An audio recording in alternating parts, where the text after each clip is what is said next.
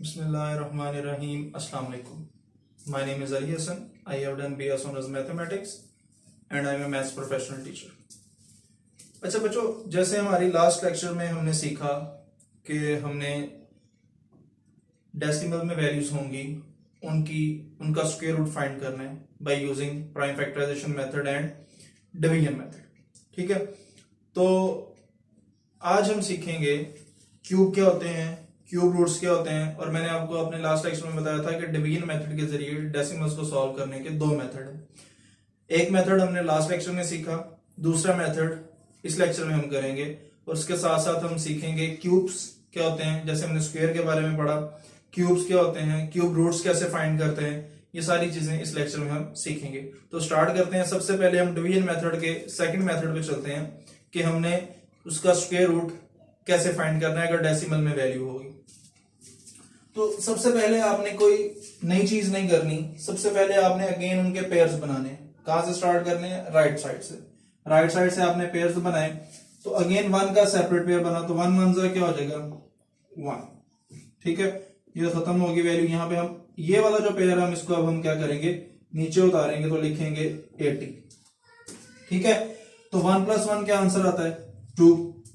तो अगेन ये क्वेश्चन हम पहले सॉल्व कर चुके हैं, बस वही क्वेश्चन है, बस मैंने पॉइंट खत्म नहीं किया इस दफा. तो क्या आएगा? 23, तो 3 आ जाएगा 69. तो यहां से माइनस करेंगे तो क्या आएगा? 1. तो यहां पे भी आ जाएगा 11. अब जब ये वाला पेयर उतारना है हमने, ठीक है, ये पॉइंट के बाद है तो पॉइंट हम ऊपर लगा देंगे, ये वाला पॉइंट इधर लग जाएगा. क्यों? क्योंकि जो पॉइंट के बाद वाली वैल्यूज है उनको उतारने के लिए पहले पॉइंट को क्लियर करना पड़ेगा, तो पॉइंट हमारा ऊपर आंसर में लग जाएगा. उसके बाद ये वाली वैल्यू नीचे आएगी तो क्या आ जाएगा? 90. 23 + 3 26. 23 + 3 26. अब हमने क्या करना है, अगेन हमने देखना है कि हम किस वैल्यू से इसको मल्टीप्लाई करवाएं तो 1190 के करीब 3 आएगी. तो हमने 4 से के साथ मल्टीप्लाई करवाया तो आया 41056. ये आंसर आया हमारे पास. ठीक है, तो 10 में से 6 माइनस करेंगे तो क्या आएगा? 4. 8 में से 5 माइनस करेंगे तो क्या आएगा? 3. और यहाँ पे आ जाएगा 1. अब ये वाला जो पेयर रह गया ये इसको हम नीचे उतार लेंगे तो क्या आ जाएगा? 25. तो जब हम ये 264 + 4 आंसर क्या आएगा? 268. और एंड पे क्या आ रहा है? 5. तो जब इसको 5 के साथ मल्टीप्लाई करवाएंगे तो आंसर आ जाएगा 1342.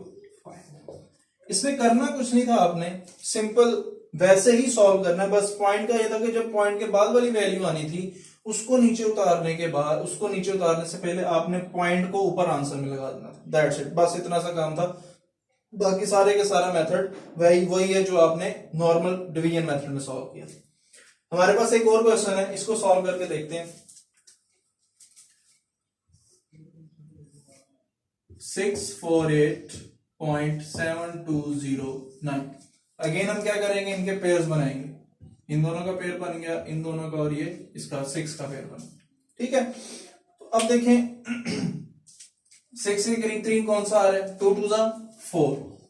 तो क्या आ जाएगा? 2 2 4 माइनस क्या आएगा? 2. जब इस पेयर को नीचे उतारेंगे तो क्या आ जाएगा? 48. तो 2 + 2 4. 2 + 2 4. अब हमने क्या करना है कि हमने 4 के साथ एक ऐसी वैल्यू को लिखना है जिसको आपस में मल्टीप्लाई करवाएं तो हमारे पास 248 के करीब 3 छोटा आंसर आना चाहिए, पूरा 248 आना चाहिए. तो स्टार्ट करते हैं, इसको 3 से करवा के देखते हैं हम क्या आंसर आता है. 3 3 9, 4 3 12, 129 बहुत पीछे हैं. इसको हम 5 से करवाते हैं. 5 5 25, 2 5 4 20, 20 + 2 25. तो हमें क्या चाहिए? 225 और क्या आ गया? 248. इसको अगर हम 6 से मल्टीप्लाई करवाएं तो क्या आएगा? 6 is 36, 3 कैरी, 6 4 24 + 3 27, 276. बड़ी होगी वैल्यू, तो हम किससे मल्टीप्लाई कराएंगे? 5 के साथ. तो क्या आ जाएगा? 5. तो जब मल्टीप्लाई करवाया तो हमारे पास आंसर क्या आ गया? 225. माइनस करेंगे तो क्या वैल्यू आएगी? 8 में से 5 माइनस किए 3, 4 में से 2 माइनस करेंगे तो 2 आ गया. अब अगेन पॉइंट आ गया. पॉइंट के बाद वाली वैल्यू नीचे उतारने से पहले आप क्या करोगे? पॉइंट ऊपर लगा दोगे. तो नीचे क्या आ जाएगा? 72. 45 + 5 50. 45 + 5 50, इसको हम रेज कर देते हैं। अच्छा, अब हमने एक ऐसी वैल्यू को ढूंढना है जिसको मल्टीप्लाई कर रहे हैं तो इसके करीब तरीन वैल्यू आनी चाहिए। तो यहाँ पे भी 50 है, तो इसको मैं लिख सकता हूं, अगर इसको 4 के साथ मल्टीप्लाई करवाएं तो क्या आंसर आएगा? 4 4 are 16, 1 कैरी, 4 0 1, 5 4 are 20, करीब तरीन पहुंच गए हैं। इसको अगर हम 5 के साथ मल्टीप्लाई करवाते हैं तो क्या आता है? 5 5 are 25, 2 कैरी, 5 0 0 और 2 आ जाएगा, 5 5 are 25। तो 5 के साथ मल्टीप्लाई करवाए तो ये वैल्यू बड़ी होगी, तो हम किससे मल्टीप्लाई करवाएंगे? इसको 4 के साथ ही मल्टीप्लाई करवाएंगे। तो मल्टीप्लाई करवाया तो क्या आंसर आया था? 2016। 2 छोटा है, माइनस करेंगे तो 7 में से कैरी देंगे 2 को तो 12 हो जाएगा, 12 में से 6 माइनस करेंगे तो 6 में से 1 माइनस किया 5, और यहाँ पे क्या आ जाएगा? 3। ठीक है जी, 356 हमारे पास रिमेनिंग रह गया। अब हमारे पास लास्ट वैल्यू क्या बची? 09। इसका पेयर नीचे उतारेंगे तो क्या आ जाएगा? ये वैल्यू बन गई 35,609। 504 प्लस 4 508। अब अगेन देखें यहाँ पे एंड पे क्या आ रहा है? 9। ठीक है, तो अब हम क्या, 9 कौन कौन से टेबल पे आता है जिसके लास्ट में 9 आए? एक तो 3 के टेबल पे आता है और दूसरा कौन से टेबल पे आता है? 7 के टेबल पे। तो हम दोनों के साथ मल्टीप्लाई करवा के देखते हैं किस वाले में आंसर आता है। 5083 multiply by 3, 3 3s are 9, 8 3s are 24, 2 carry, 3 0 0, 2 and 3 5s are 15। बिल्कुल बहुत दूर है, यानी कि इसके करीब तरीब भी नहीं है। इसको हम किससे मल्टीप्लाई करवाते हैं? 7 के साथ करवा के देखते हैं। 7 7s are 49, 4 carry, 7 8s are 56 plus 4 60, तो 6 कैरी आ जाएगा। तो 7 0 7, 7 0 0 एंड 6 वैसे ही, एंड 7 5s are 35। तो हमारे पास एग्जैक्ट वैल्यू आ गई जब 7 के साथ इनको मल्टीप्लाई करवाया, तो ये हमारा आंसर आ गया। तो इसका स्क्वायर रूट में आंसर क्या आया हमारा? इसका आंसर हो जाएगा 25.47। ये तरीका था। ठीक है, तो अब हम चलते हैं, हमारी एक्सरसाइज 2.9 है, क्यूब्स एंड क्यूब रूट्स। अच्छा बच्चों, क्यूब्स पे जाने से पहले बताता चलूं कि स्क्वायर हमने कैसे फाइंड किए थे। कि हमने स्क्वायर का मतलब क्या होता है कि अगर आपके पास कोई भी वैल्यू का स्क्वायर आ गया तो उसको आपने कैसे लिखना है? उस वैल्यू को 2 टाइम्स आपस में क्या करवा देना? मल्टीप्लाई। तो क्यूब का मतलब होता है उसकी पावर कितनी है? 3। ठीक है, तो हम क्या करेंगे, जो भी वैल्यू जिसका भी हमने क्यूब लेना है उसको 3 टाइम्स आपस में क्या करवा देंगे? मल्टीप्लाई। फॉर एग्जाम्पल हमारे पास क्वेश्चन है, मैं कहता हूं जी आपने 4 का क्यूब लेना है, 4 का क्यूब लेना है। तो 4 का क्यूब कैसे लेंगे? क्या आएगा? 4 मल्टीप्लाई बाय 4 मल्टीप्लाई बाय 4, तो क्या आ जाएगा? 4 4 16, 16 मल्टीप्लाई बाय 4, आंसर क्या आएगा? 64। ये आंसर सिंपल।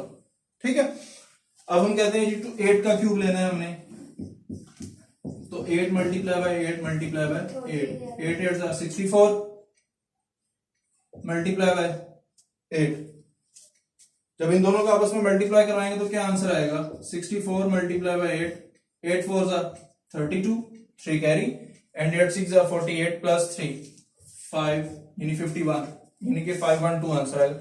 यानी कि अगर हमारे पास किसी भी वैल्यू को हमने क्यूब लेना होगा तो कैसे लेंगे कि उसी वैल्यू को 3 टाइम्स क्या कर देंगे? मल्टीप्लाई करवा देंगे, तो हमारे पास क्या आ जाएगा? क्यूब आ जाएगा। अब हमने क्या करना है? क्यूब रूट लेना है।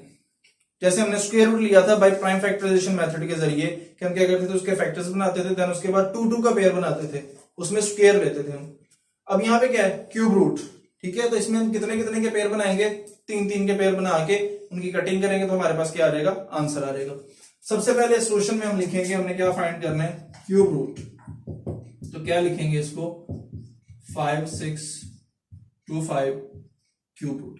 जो क्यूब रूट का साइन होता है वो ये वाला होता है, स्क्वायर रूट लगाते हैं, लेकिन जहां पे जो स्क्वायर रूट की पावर होती है वो 3 हो जाती है, और इसकी वैल्यू होती है 1/3। इसकी वैल्यू क्या होती है?